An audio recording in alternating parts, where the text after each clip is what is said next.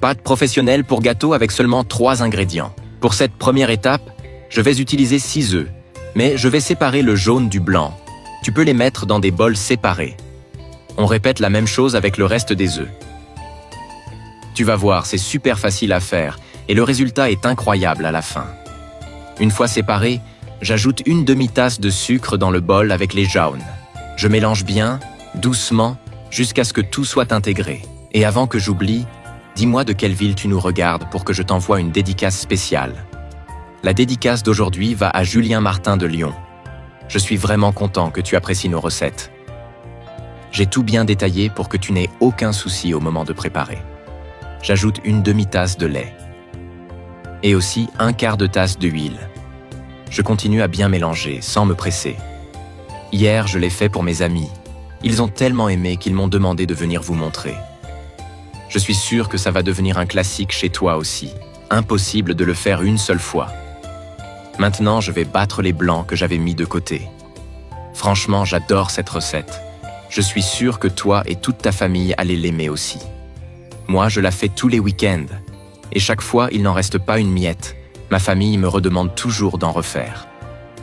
L'avantage, c'est que tu n'as besoin que de quelques ingrédients. Et je suis certain que tu les as déjà chez toi.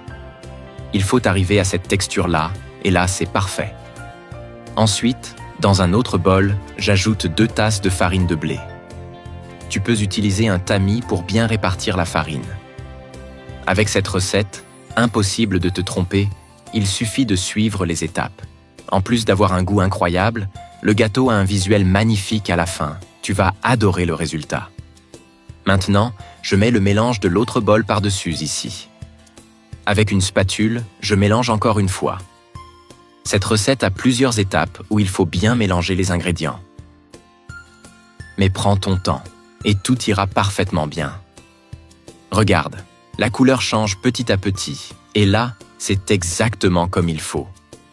Je verse ensuite la préparation dans un moule beurré. C'est possible de bien manger et de prendre soin de sa santé avec des recettes comme celle-ci. Je mets au four à 180 degrés pendant 35 minutes. Une fois le temps écoulé, je transfère dans un autre plat. Regarde comme c'est joli. Il ne reste plus qu'à couper et goûter. L'odeur est aussi un des points forts. Même tes voisins vont vouloir savoir ce que tu es en train de préparer tellement ça sent bon. Et la texture, regarde-moi ça. C'est super moelleux, exactement comme je voulais. Parfait pour ces jours où l'on veut bien manger, mais sans se compliquer la vie.